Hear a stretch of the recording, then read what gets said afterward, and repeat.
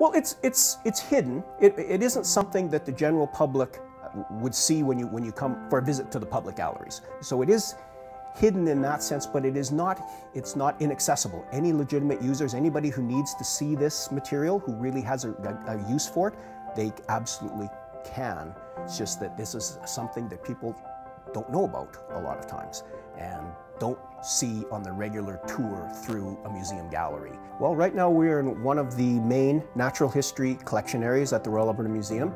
This particular space houses the bird and the mammal research collections. So these are the collections that people generally don't see very often.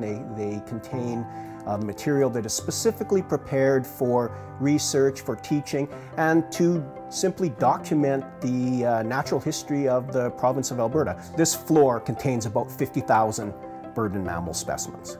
So we have things like study skins, we have disarticulated skeletons, we have of both birds and mammals. We have a large egg collection, one of the largest egg collections in Canada. Material that you probably wouldn't see on display, but researchers use all the time.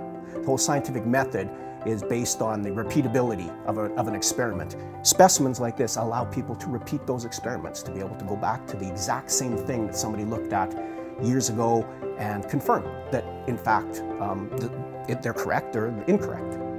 We allow access, of course, into the collection for various reasons. Some of the more common reasons people come in here is for artistic reference. For example, we have bird decoy carvers or just artists who want to look at things for reference. They want to look at the feather pattern, they want to look at the hair pattern.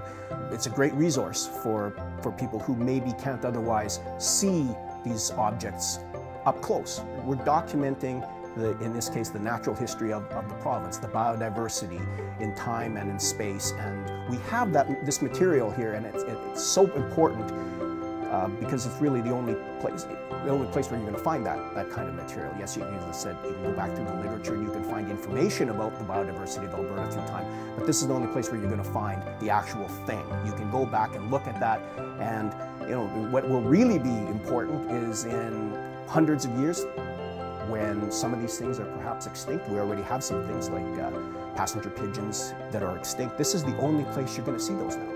They're gone. Since 1967, since we opened, this room has been here. It's fuller now. Of course, it gets fuller over time, but as of within the next few weeks or months, everything is going to be cleared out of here, and it's going over to the new building, and we have a wonderful collection storage facilities over at the new downtown building. So it will be empty in a matter of a few months.